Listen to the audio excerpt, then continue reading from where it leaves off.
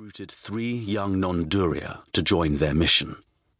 Like so many others these days, the Houndlings had been searching for work, but it had been prospect of great fortune from a dragon catch, Adarren reckoned, and not the mere handful of gems that John had pushed into their hands that convinced the Nonduria to board the vessel.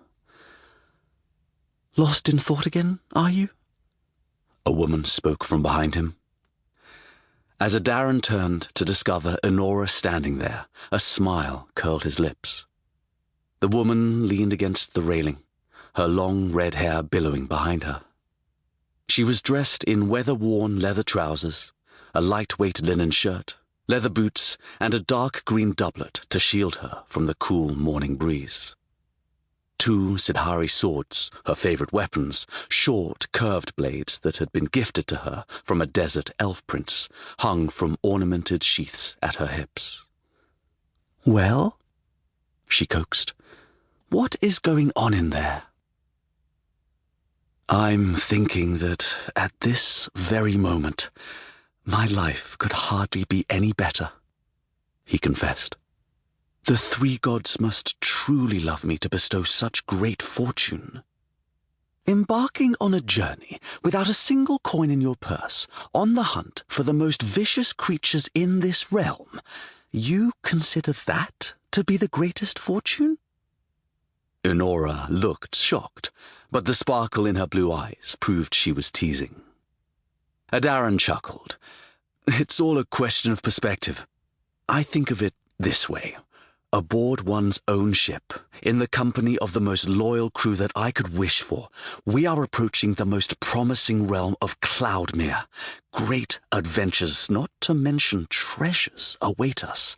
And to top it all off, the sun shining from the blue heavens pales in comparison to the smile of the woman standing before me who has my heart." "You've got such a flair for the poetic," Enora smiled. "Any bard would turn green from jealousy, or white with nausea." Adarren set his hands on his hips. "Well, this much is sure. I won't waste any verses on you in my next epic." Now Enora laughed. "Settle down. I love you most because of your courage and your good heart.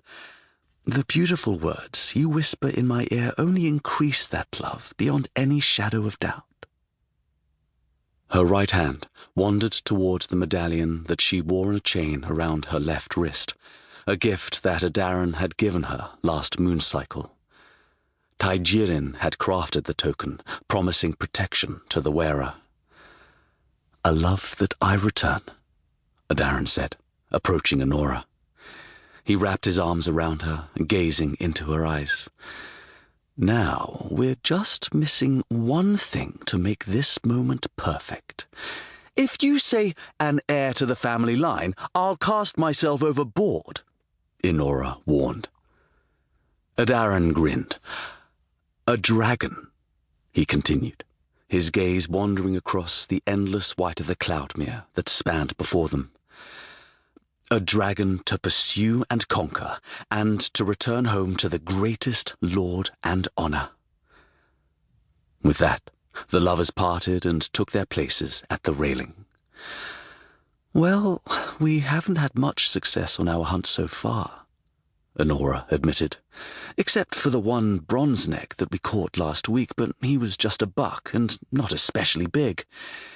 If we don't find a full-grown bull soon, we'll return to Skargakar just as poor as when we left." "Our stores aren't used up yet," Adarren said soothingly. "And anyway, we're approaching the zone where most other Jaeger ships will surely turn back. Just wait.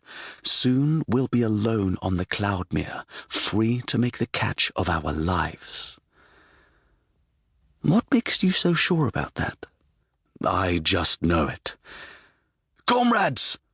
called John from high atop the crow's nest at mainmast. "Ialrist is on his way back!"